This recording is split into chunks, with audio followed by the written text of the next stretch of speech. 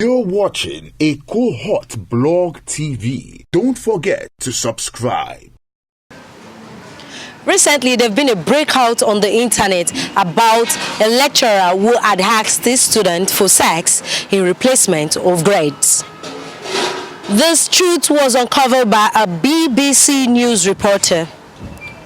Following this event, we are here at the National Broadcast Academy to interview a few of the students and lecturers on their opinion for the sex for grades. I am Jennifer Aimbufu, a correspondent of a Cohort blog. I would say what is really going on in our tertiary institutions needs to be addressed.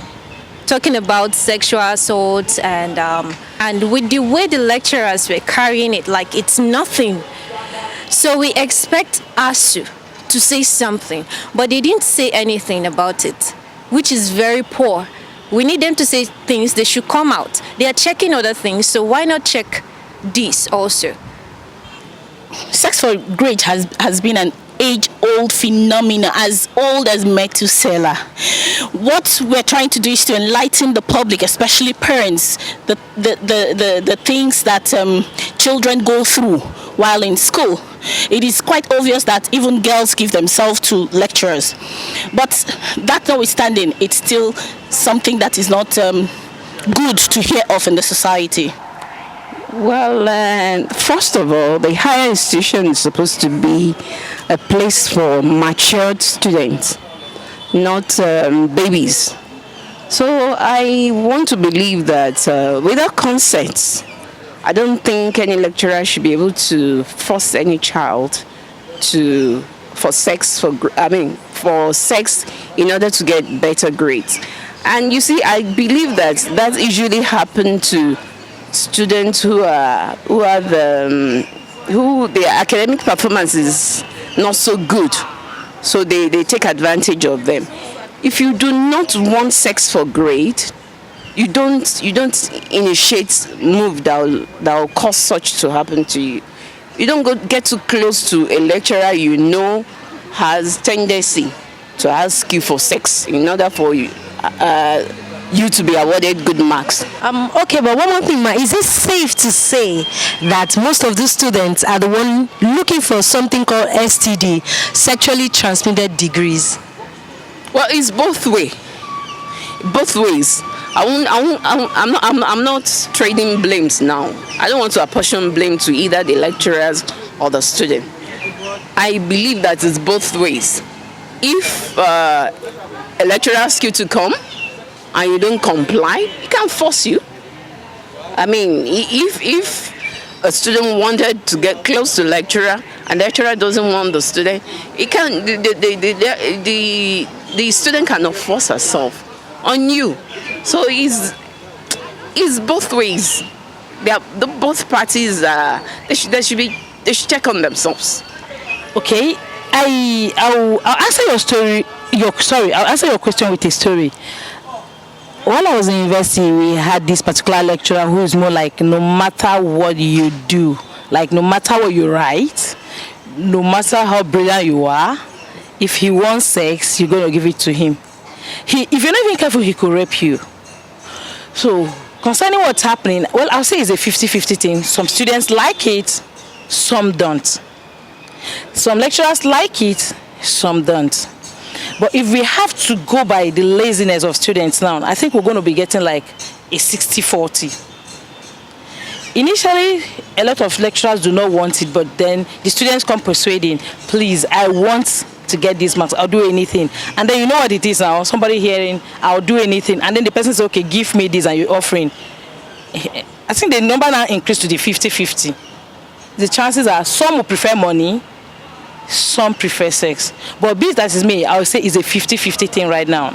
Well, it's an abnormal situation.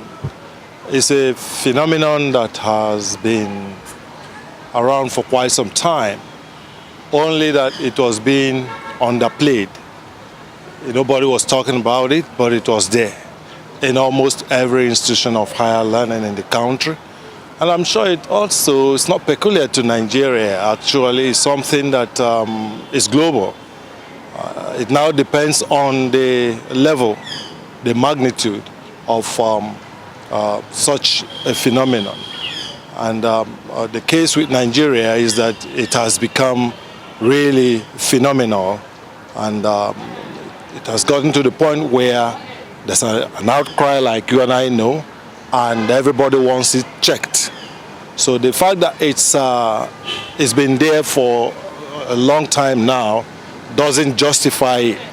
It's just something that is morally, socially, religiously wrong in every ramification. It's wrong. Teachers are supposed to be models. You know, they are supposed to build careers and mold individuals. For such a teacher now to go to the extent of trying to dehumanize the same or the very student he or she is supposed to mold. Well, yeah, when I say he or she, I think I'm on the right track, because it's not a one-way thing. Some female lecturers also insist, so it's a two-way thing, and I'm saying it's wrong, whichever way it comes. My take on it is that it should be eradicated and it can be checked. As it stands now, Emerald. waiting I see for Emerald. the search for great things. Be say this thing, I believe say it don't take where this thing don't happen for our obodo Nigeria. Maybe say people go want sex to give you marks, because that's waiting me I understand the thing to be. And the thing no be thing wey dey good as per se. And waiting me I see for the thing be say, as lecturer get im own fault for one side, na so the student too get their own fault for the other side, and also the parent too get their own. So the thing dey for different angle. Pikin wey be say the cloth wey dey wear dey open every part, the place wey suppose be private for im body e dey open am, and you go inside one lecturer office wan go collect something. The lecturer na human being now, but at the same time it is not a good thing, not good at all. Say make lecturer dey demand say if you no sleep with student, you no go give am mark, e no good. And I think say the federal government, they should do something, make dem do something about that one, so that the thing go die patapata, because e don tey wey don dey happen.